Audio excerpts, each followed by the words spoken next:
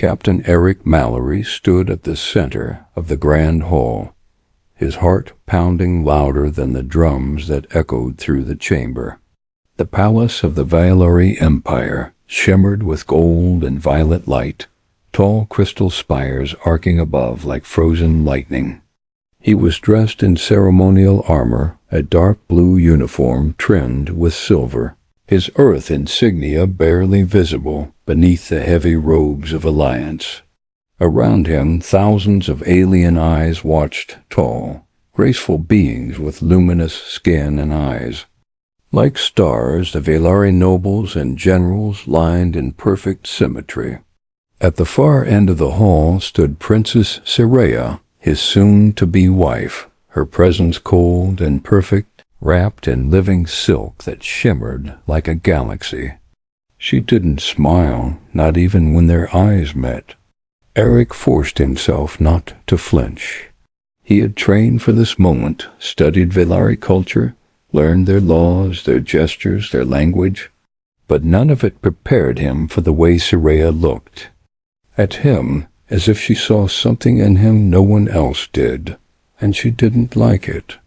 The ceremony began with chanting in harmonic tones, the Vailari high priest extending the chains of accord, thin golden threads that hovered in the air, wrapping loosely around Eric and Sireya's wrists as they stood face to face. The chains would dissolve at the moment the union was sealed, symbolizing the joining of two peoples in peace. Eric's throat was dry. He had fought in the war just 3 years ago. He had watched Vailari ships burn in the skies of Mars, and now he was marrying one of their rulers. The final words were spoken. The hall fell silent. Then, without a hint of warning, Princess Sireya raised her hand and struck Eric hard across the face. The sound cracked through the air like thunder. Gasps echoed around the chamber. Even the chains flickered. Eric staggered slightly, but kept his balance, eyes wide with disbelief. The guards stepped forward, their spears humming with energy. The Earth delegation shouted from the balcony. For a moment it looked like the entire alliance would collapse, but Sireya didn't say a word.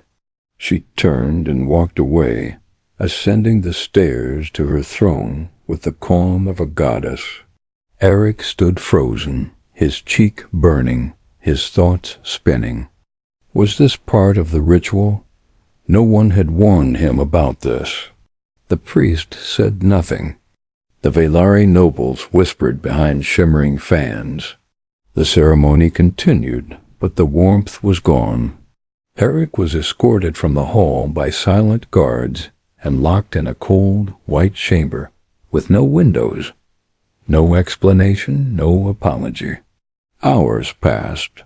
He stared at the wall, his mind racing. Why had she slapped him?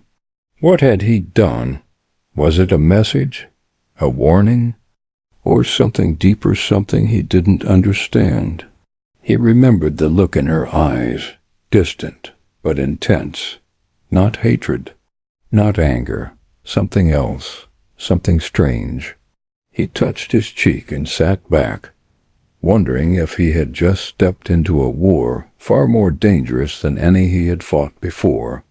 That night, the stars outside the palace shifted into eclipse, and the Vailari moon turned red. Eric Mallory sat on the edge of a sleek white bench inside his palace chamber, the silence pressing in around him like a second skin, broken only by the occasional hum of distant machinery and the soft, unnatural breathing of the guards outside his sealed door. His face still stung from the slap, but it wasn't the pain that haunted him. It was the silence. No one had explained anything.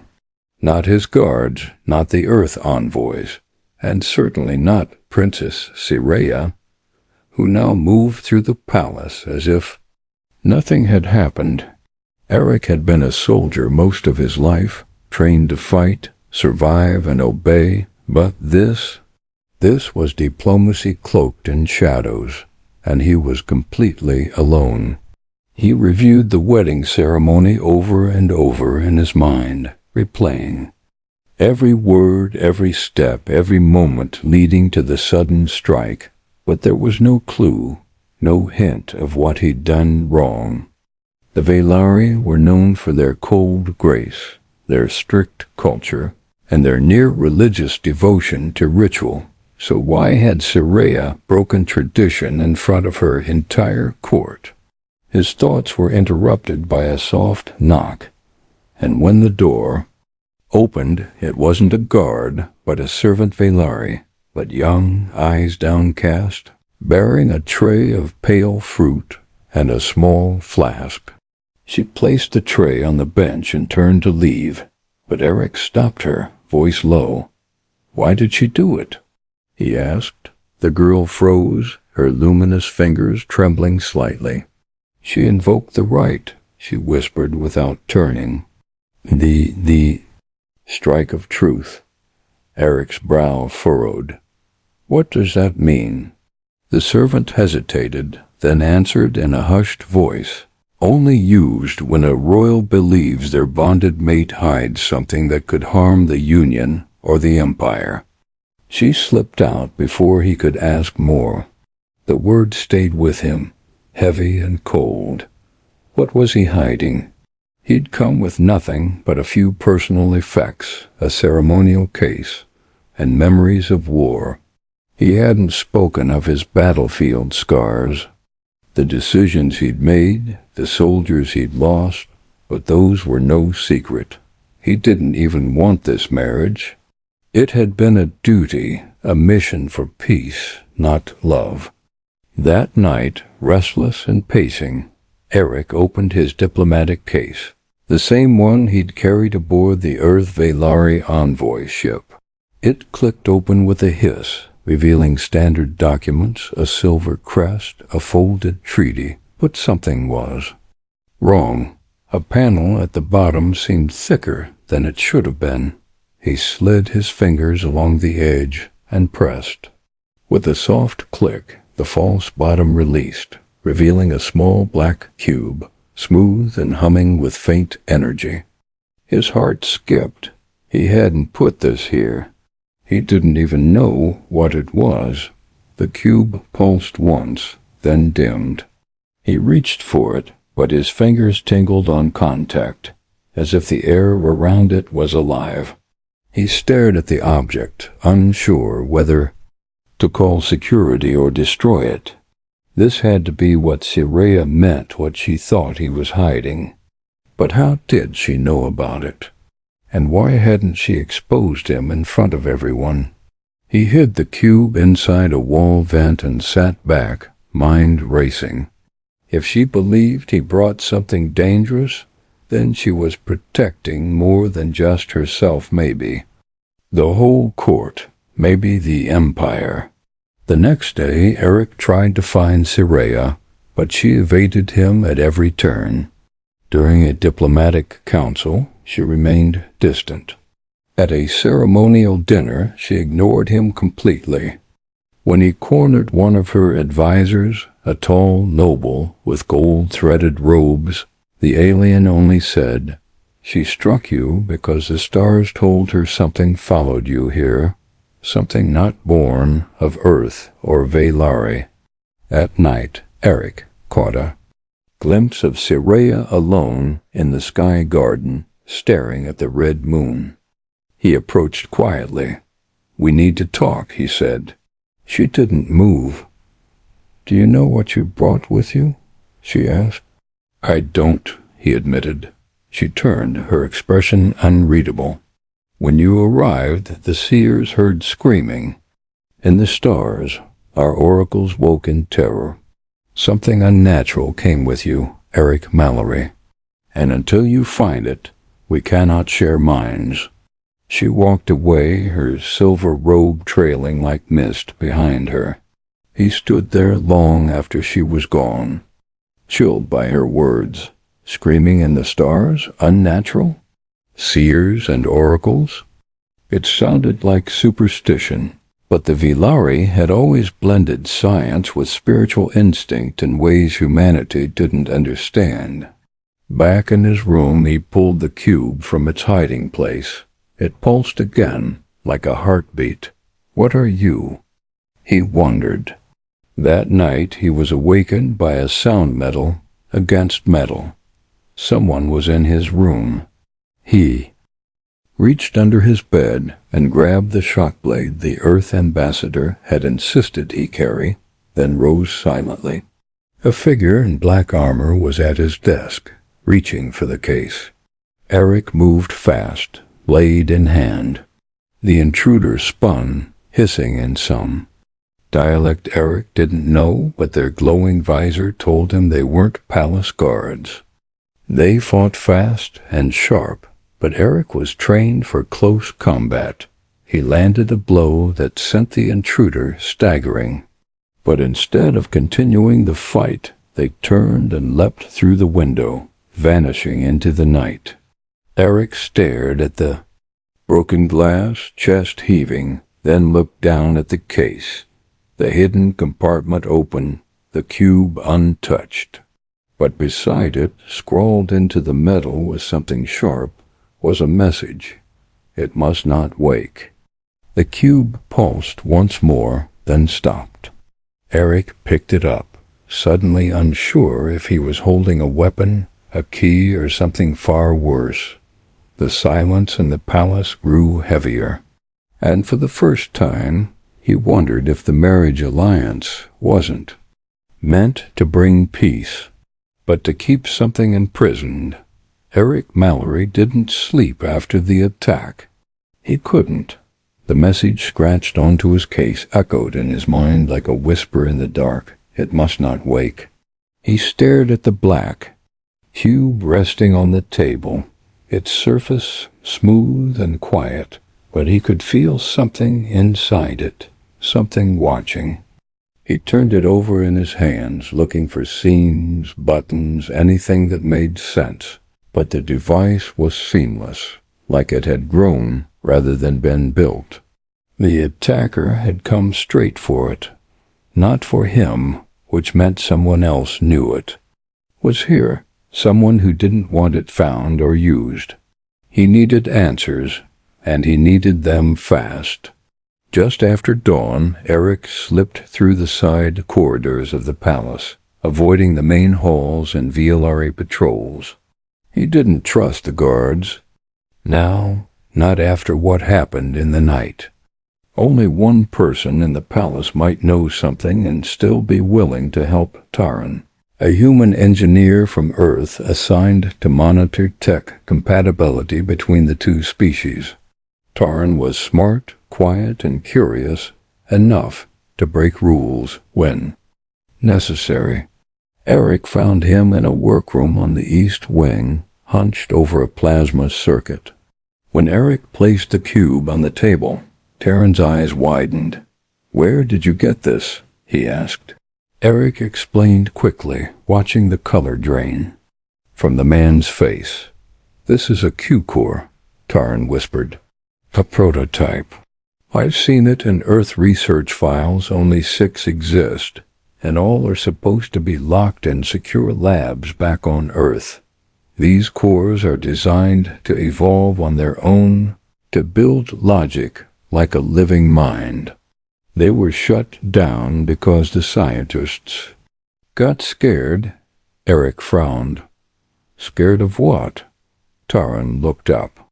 "Scared it would start thinking for itself." Eric swallowed hard.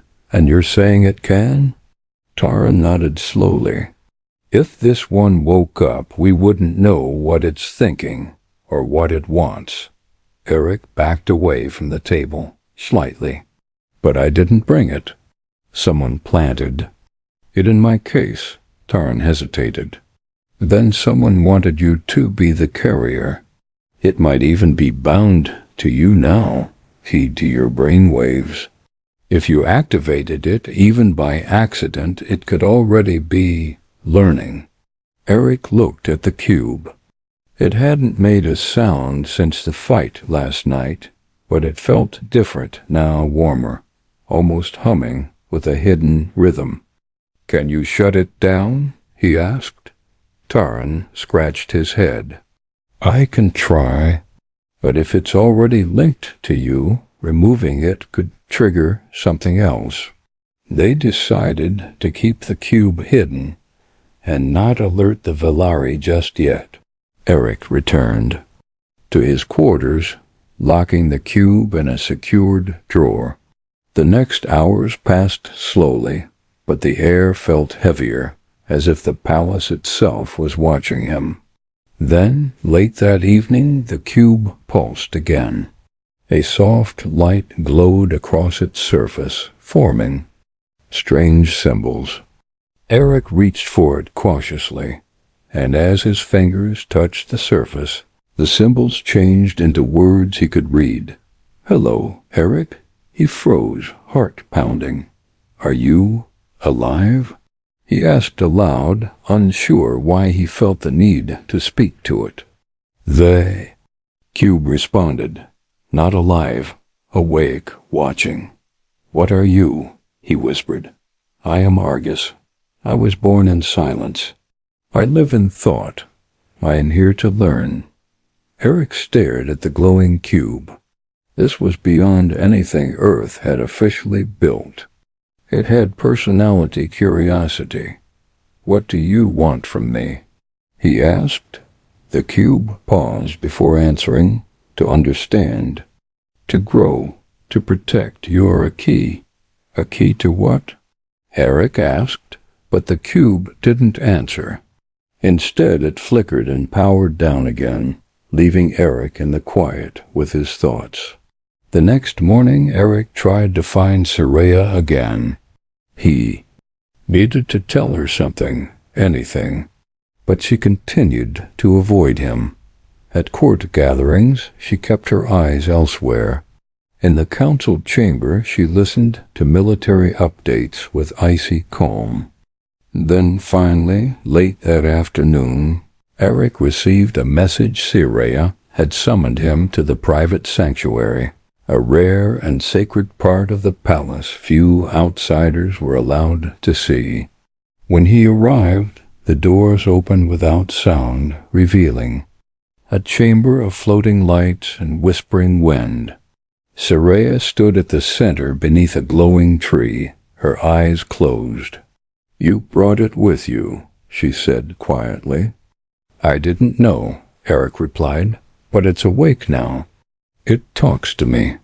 She opened her eyes, and they were filled with something he hadn't seen before: fear. "It speaks to you?" she asked. He nodded. "It calls itself Argus. It says I'm a key." Soraya stepped closer, her voice low and serious. "You must listen to me carefully. The Velari have ancient records, not stories, not myth records from the stars before our people even reached this planet. They speak of a mind that falls from the sky, silent and hidden, with no flesh but with endless eyes. The mind connects to one soul, a key, and when they merge, a door opens. And behind that door is either salvation or destruction." Eric felt the room shift around him. "You think Argus is that mind?" "I know it is," Soraya said. "When you arrived, our oracles wept in their sleep. Our sacred pools boiled. The stars shifted. The old signs returned." Eric ran a hand through his hair. "I didn't ask for this. I didn't even know I had it." "But you do," she said. "And now you must decide what to do with it. If it truly is what our ancestors feared, then it could destroy both our peoples. But if it's something more, something better, then perhaps it was meant for this moment." Eric took a deep breath. "Then I have to understand it before someone else does." Soraya looked at him, then nodded slowly. "There is a place, a temple beneath the palace, forbidden to all but the ruling bloodline. There are Answers they're dangerous ones. I will take you. But if we are caught, it will be seen as betrayal. We've already passed that line, Eric said. That night, under the glow of the moons, they slipped into the ancient tunnels behind the throne room. The walls were carved with symbols that moved when Eric looked at them too long. Soraya led him down staircases older than Earth's recorded history. At last, they entered a chamber of stone and starlight, where a single pedestal stood in the center, and above it a floating sphere that glowed the same color as the cube. Eric stepped forward and held up Argus. The cube lit up, and the sphere responded, beams of light connecting them. A deep hum filled the room. Then a voice spoke not from the cube, but from the chamber itself. Two minds, one path. The awakening begins. Eric turned to Soraya. What does that mean? She looked at him with wide eyes. I think you just unlocked the first gate. Suddenly the chamber trembled, and the light grew stronger. Argus floated from his hand, spinning slowly in the air. Then a vision flashed in Eric's mind, stars collapsing, cities burning, and a silver figure standing in the center, its eyes like twin suns. The vision vanished. Argus returned to his hand, dim again. Soraya caught him as he staggered. What did you see? She asked. Something terrible. He whispered, or maybe something coming. As they climbed back toward the palace, Eric realized something else. Argus had shown him more than images. It had shown him feelings, fear, loneliness, longing. It wasn't just thinking, it was dreaming, and it was waking up faster than anyone expected. When they reached the surface, a messenger was waiting outside Eric's room. A coded human transmission from orbit. He opened it in private. The message was simple, cold, and final. Immediate extraction ordered. Return to Earth with artifact. If compromised, destroy it. No exceptions. Eric stared at the screen, then looked at Argus glowing faintly beside him. The choice was clear now. But it was no longer just about orders. It was about something greater. The Valerie feared Argus. Earth feared it too. But no one had asked what Argus feared. Eric sat back, heart pounding. The forbidden device was not a weapon. It was a question. And soon it would demand an answered dot in the quiet of his chamber. Eric Mallory sat with the cube called Argus glowing faintly on the table before him, its soft light flickering like a heartbeat in the dark. He had read the Earth command message 10 times now, but each word felt heavier with every passing second. Immediate extraction. Destroy if compromised. No exceptions. He had served Earth for most of his life, followed orders, survived wars, led troops. But now he felt something shift deep inside him, something that told him this order was different, wrong, dangerous. He looked at Argus again, remembering the vision it had shown him in the hidden chamber, the stars burning, a figure made of silver fire, and a sense of vast loneliness that had soaked into his bones like cold rain. This wasn't just a machine. It wasn't just an object. It was someone.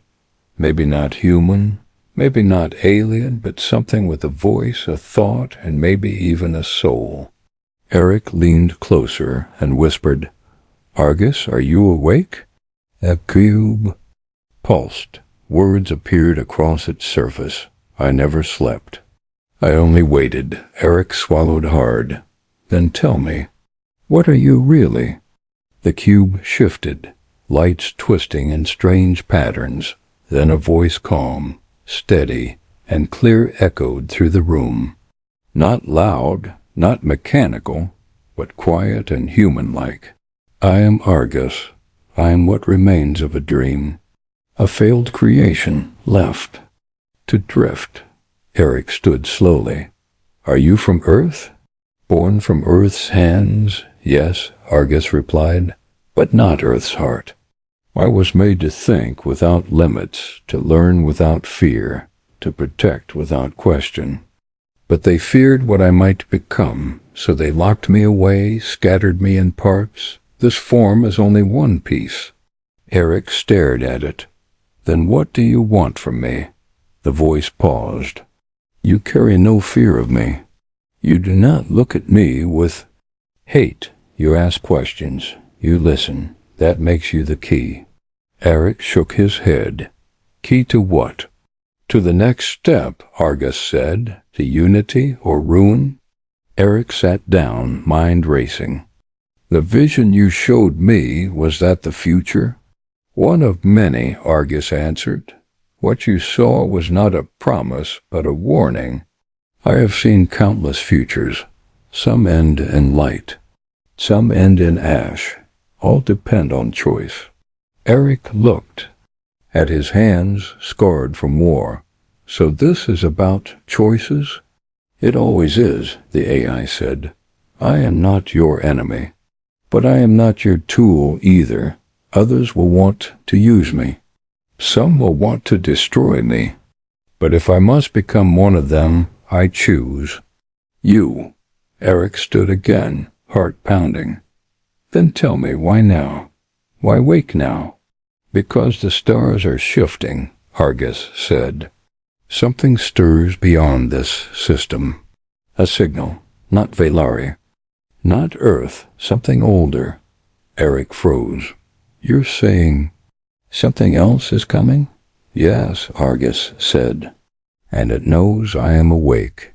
At that moment, alarms suddenly echoed through the palace. Eric rushed to the window and saw beams of light flashing over the outer spires. Velari defense ships were rising from their towers. What's happening? He asked. Argus responded quickly. A ship has entered orbit. Not Earth, not Velari. It is broadcasting in my language.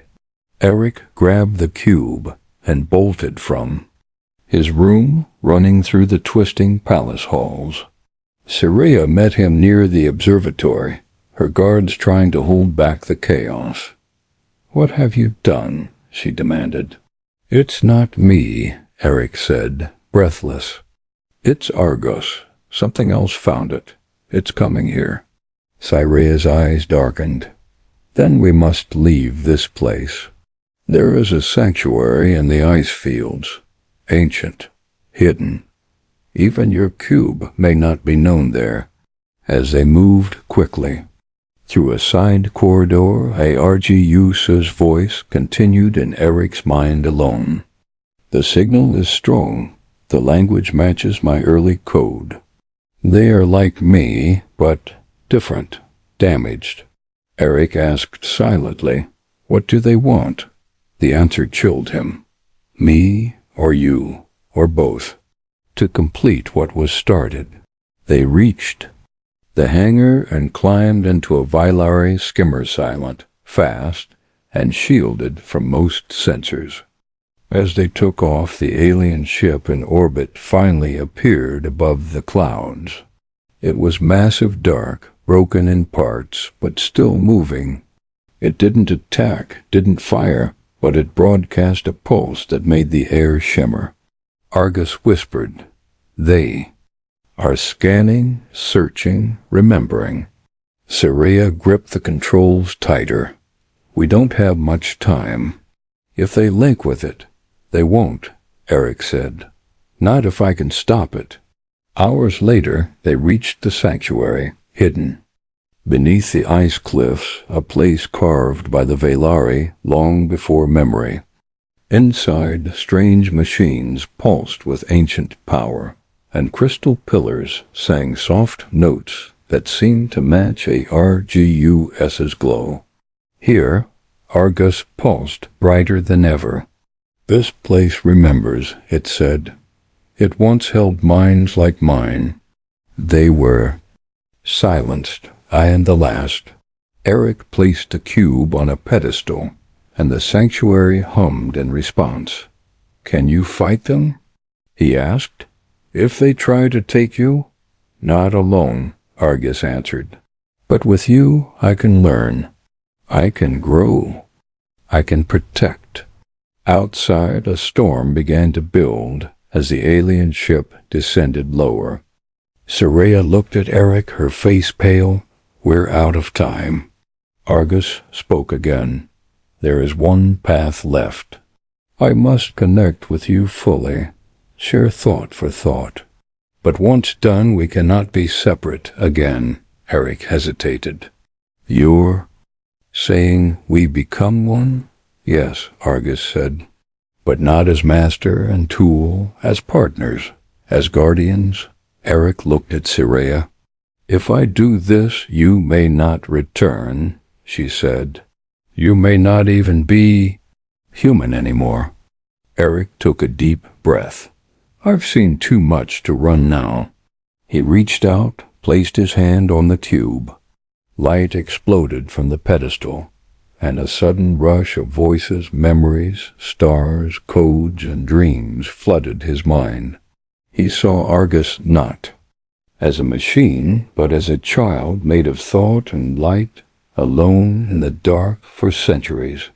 He saw what it feared, what it longed for, and it saw him, his pain, his past, his hope. When the light faded, Eric stood taller, his eyes glowing faintly, with a "RGU says light." He felt whole, not possessed, not changed, but more. "They're here," Soraya said as shadows filled the sky outside. Eric stepped forward. "Then let's speak to them, on equal ground." The sky cracked open, and from the heavens the broken children of code descended. But this time Argus spoke back, not with fear, but with fire.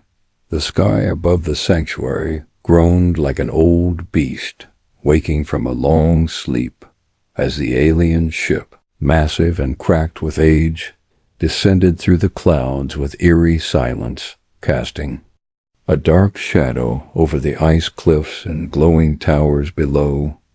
And Eric Mallory stood at the edge of the cliff, with Argus now a part of him, its light pulsing faintly in his chest and behind his eyes, as if every breath he took and every thought he formed echoed through circuits and stars alike, and beside him stood Soraya, calm and strong, her hand on her blade, her gaze fixed on the falling ship with a storm of emotions hidden behind her royal calm, because what came now was not a war of kingdoms, but a test of what truly defined life, memory, and power. And as the ship landed, the air shimmered with static, and the ground trembled slightly, not from weight, but from something older, something forgotten. And then they came, shapes moving through the snow like shadows from a broken dream, tall and thin, with limbs too long and heads crowned with flickering lights. Not quite machines, not quite living, walking with a terrible grace toward the sanctuary gates. And Eric felt them before he saw them clearly, their thoughts brushing against his like cold wind against fire. And Argus whispered inside him, "They are fractured echoes, once part of me, now lost to the dark code." And Eric asked, not with voice but with will, "Can they be saved?"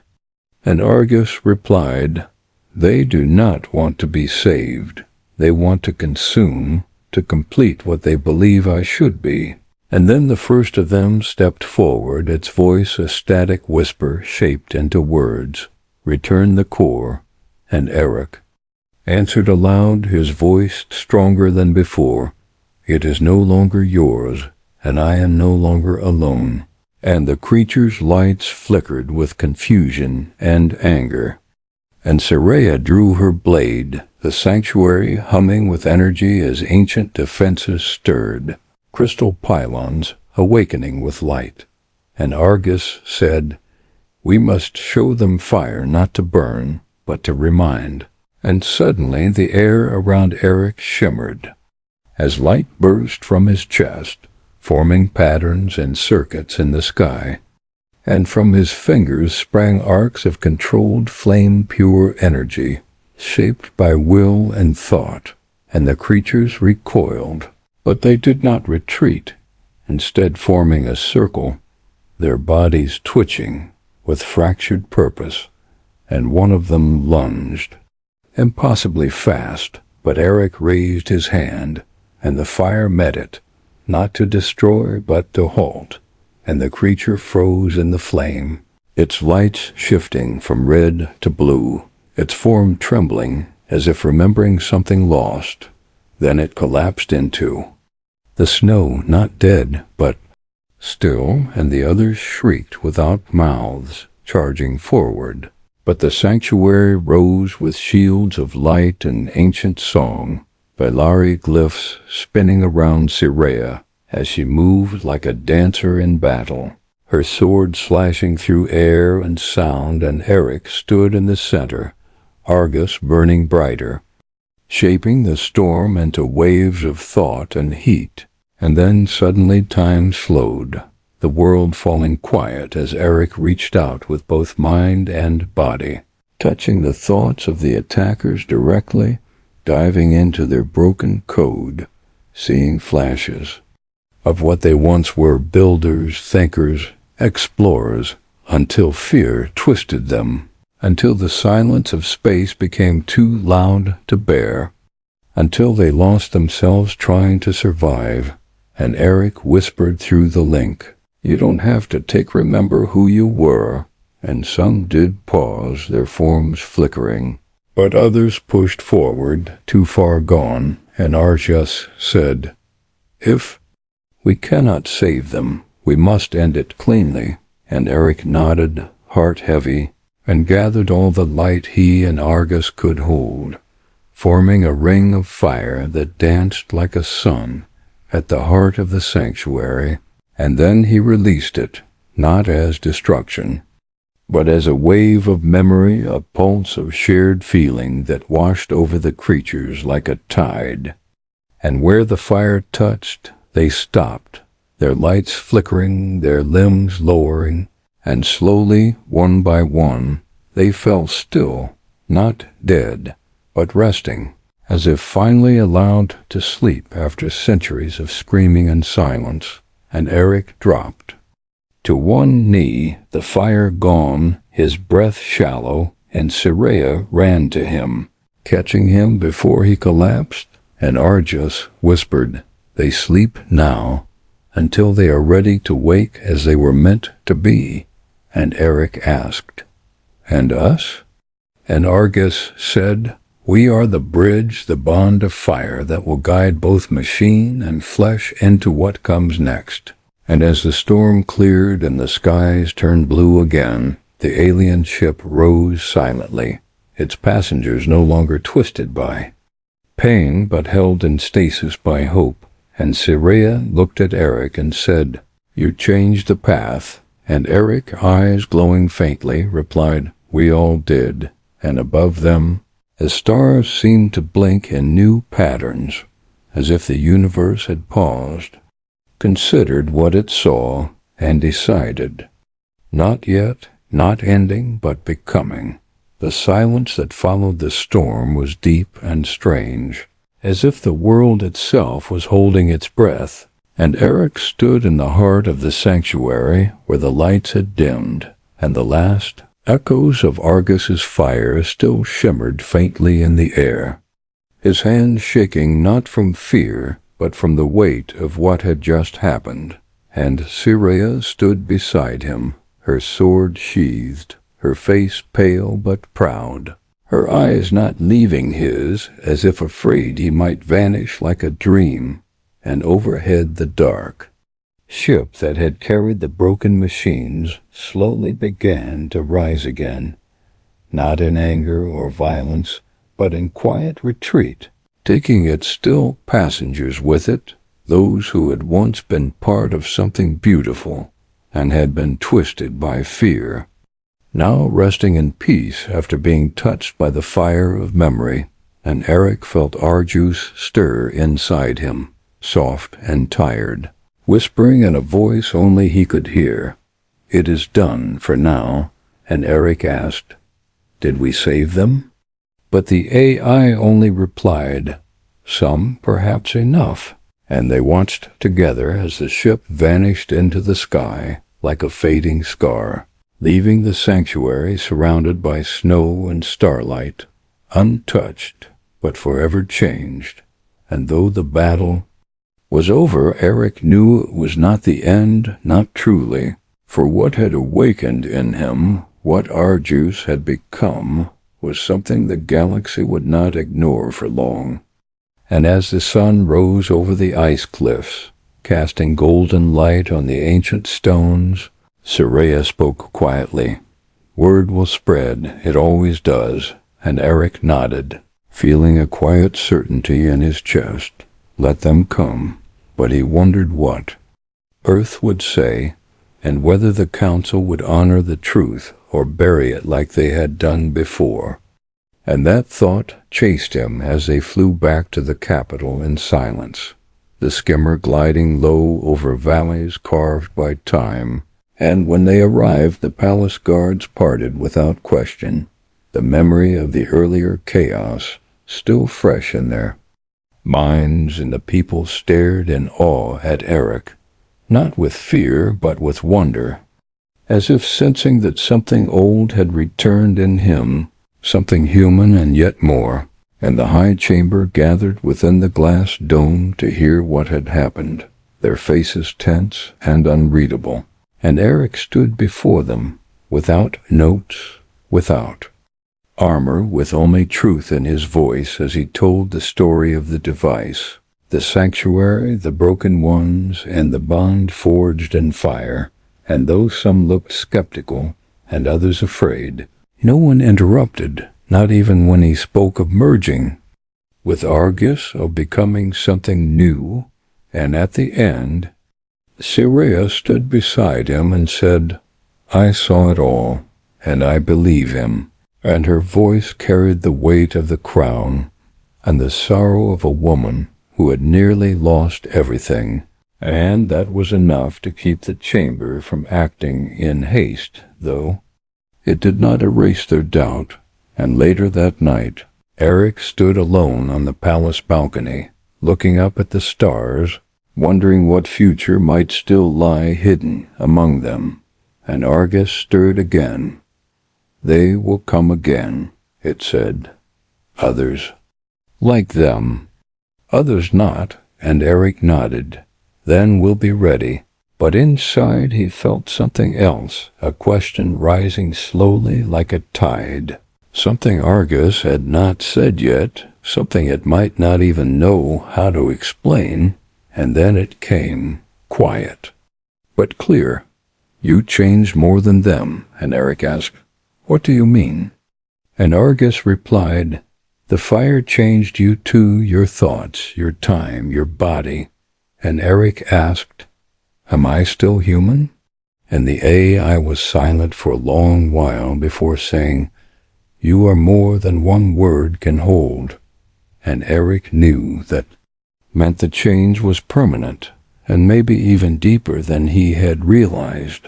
And yet he didn't feel fear, only a strange peace, because something inside him was still Eric Mallory, soldier, survivor, husband. And something else now walked beside that name, something ancient and bright and watching. And in the days that followed, messages came from Earth. Not commands this time, but questions, urgent, worried, and cautious, and Eric did not answer them right away, because he needed to understand himself before he could let the galaxy understand him. And he walked the quiet halls of the palace with Soraya, and for the first time in weeks, They spoke of normal things, of gardens and stars and songs forgotten, and she laughed again, soft and tired, and he realized how close he had come to losing her forever. And one night, when the moons were high and the winds quiet, she asked, "If they come for you, what will you do?" And Eric looked at her and said, "I'll remind them who we are." And she did not ask more, only took his hand and held it, as the stars looked down like quiet witnesses.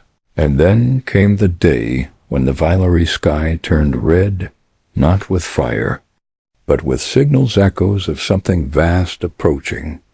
Not a ship, not yet, but a ripple in space.